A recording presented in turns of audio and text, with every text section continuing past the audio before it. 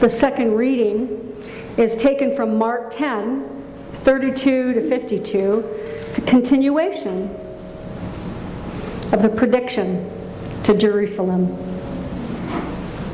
They were on the road going up to Jerusalem, and Jesus, who was walking ahead of them, they were amazed, and those who followed were afraid.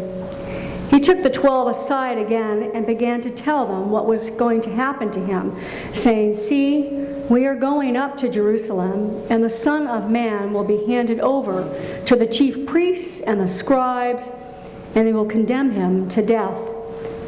Then they will hand him over to the Gentiles. They will mock him, then spit upon him, and flog him, and kill him. And after 3 days he will rise again." James and John, the sons of Zebedee, came forward to him and said to him, "Teacher, we want you to do for us whatever we ask of you." And he said to them, "What is it you want me to do for you?" And they said to him, "Grant us to sit one at your right hand and the one at your left in your glory." But Jesus said to them, "You do not know what you are asking. Are you able to drink the cup that I drink, or to be baptized with the baptism that I am baptized with?" They replied, "We are, sir. We are able." Then Jesus said to them, "The cup that I drink you will drink, and with the baptism with which I am baptized you will be baptized. But to sit at my right hand or at my left is not mine to grant. It is for those for whom it has been prepared." And when the 10 heard this, they began to be angry with James and John. So Jesus called them and said to them, "You know that among the Gentiles, those whom they recognize as their rulers lord it over them, and their great ones are tyrants over them. But it is not so among you. But whoever wishes to become great among you must be your servant, and whoever wishes to be among you first must be a slave of all.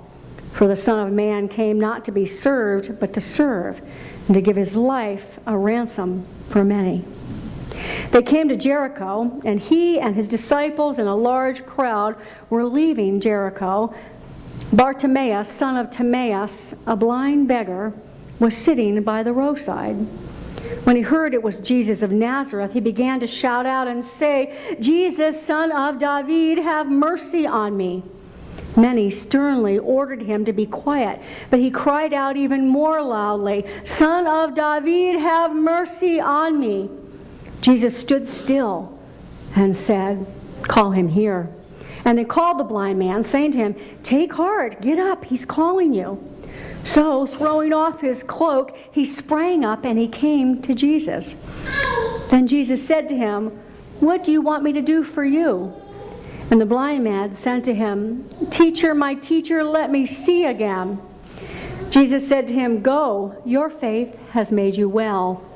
And immediately he regained his sight and followed him on the way. This is the word of the Lord. Thanks be to God.